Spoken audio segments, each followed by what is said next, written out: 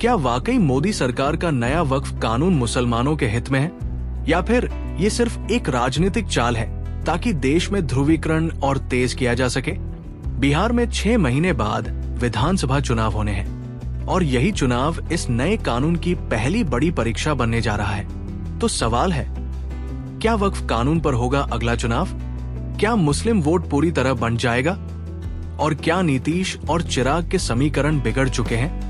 इस वीडियो में हम जानेंगे कि वक्फ कानून क्या है, बिहार की सियासत इससे कैसे बदल रही है और मुस्लिम मतदाता किस ओर रुख कर सकते हैं। सरकार ने वक्फ कानून में बड़ा बदलाव किया है। इस नए कानून की अधिसूचना केंद्र की मोदी सरकार पहले ही जारी कर चुकी है। नए कानून को लेकर all India Muslim personal law board और जमात इस्लामी जैसे बड़े मुस्लिम संगठन विरोध में उतर आए हैं। इन संगठनों का कहना है कि ये कानून मुस्लिम संस्थाओं की जमीन और संपत्ति पर सरकार का हस्तक्षेप बढ़ाता है। दूसरी तरफ बीजेपी दावा कर रही है कि ये कानून पारदर्शिता और जवाबदेही सुनिश्चित करेगा और ये मुस्लिम समाज के लिए फायदेमंद है। बिहार में 6 महीने बाद विधानसभा चुनाव है और यही राज्य वक्फ कानून की पहली सियासी परीक्षा बनने जा रहा है। बिहार की सियासत पहले ही इस मुद्दे पर 2 धड़ों में बंट चुकी है। एक तरफ है बीजेपी के सहयोगी नीतीश कुमार की जेडीयू, चिराग पासवान की एलजेपी, रामविलास और जीतन राम मांझी की हैम पार्टी, जो वक्फ कानून का समर्थन कर रही है।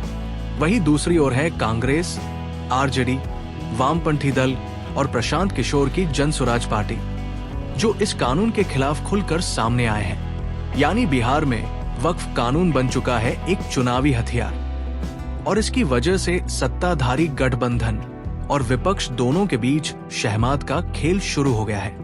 बिहार में मुस्लिम आबादी लगभग 17.7% है। 243 विधानसभा सीटों में से 48 सीटें ऐसी हैं जहां मुस्लिम वोटर निर्णायक भूमिका में है। 11 सीटों पर मुस्लिम आबादी 40% से ज्यादा है, 7 सीटों पर 30% से ज्यादा और 30 सीटें ऐसी है जहां 20 से 30% मुस्लिम मतदाता है। सीमांचल के किशनगंज जैसी जगहों पर तो मुस्लिम वोटर 70% से भी ऊपर है। ऐसे में ये तय है, मुस्लिम समुदाय बिहार में किसी भी दल का खेल बना भी सकता है और बिगाड़ भी सकता है। वक्फ बिल को संसद से पास कराने में जेडीयू, टीडीपी, आरएलडी, एलजेपी और हम पार्टी की अहम भूमिका रही। मुस्लिम समुदाय और विपक्ष का कहना है कि अगर नीतीश, चिराग और मांझी मोदी सरकार का साथ न देते तो वक्फ बिल कभी पास नहीं होता। अब इन्हीं नेताओं को मुस्लिम नाराजगी का सामना करना पड़ रहा है। नीतीश और चिराग की पार्टियों ने डैमेज कंट्रोल की कोशिशें शुरू कर दी है। मुस्लिम नेताओं को मैदान में उतारा गया है, इफ्तार पार्टी आयोजित की गई, लेकिन मुस्लिम समाज से साफ संकेत मिल रहे हैं, 2025 में वोट नहीं मिलेगा। लालू यादव और तेजस्वी यादव वक्फ कानून का विरोध करने वाले पहले नेताओं में शामिल रहे। विपक्षी दलों की इफ्तार पार्टियां, धरने प्रदर्शन और सोशल मीडिया पर लगातार बयान, ये सब मुस्लिम वोटर को अपने साथ लाने की रणनीति का हिस्सा है।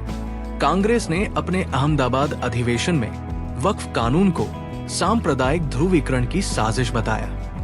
ओवैसी और प्रशांत किशोर भी इस मुद्दे पर मोदी सरकार के खिलाफ सख्त स्टैंड ले चुके हैं।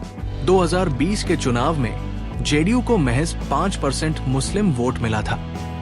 अधिकतर मुस्लिम वोट आरजेडी और कांग्रेस के खाते में गया था। इसलिए कुछ विश्लेषक मानते हैं कि बहुत बड़ा असर नहीं पड़ेगा। लेकिन 2025 की लड़ाई इमेज और भरोसे की होगी और ऐसे में वक्फ कानून एक इमोशन और धार्मिक मुद्दा बन चुका है। इसका असर सीमांचल और मुस्लिम बहुल सीटों पर जरूर दिखेगा।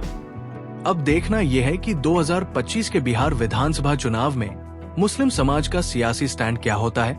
क्या वक्फ कानून सच में बीजेपी के लिए बूमरैंग साबित होगा या फिर बीजेपी की मुस्लिम हितैषी रणनीति रंग लाएगी? क्या नीतीश, चिराग और मांझी अपने मुस्लिम समीकरण को फिर से जोड़ पाएंगे या लालू, तेजस्वी और ओवैसी मिलकर मुस्लिम वोट को पूरी तरह अपने पाले में खींच लेंगे?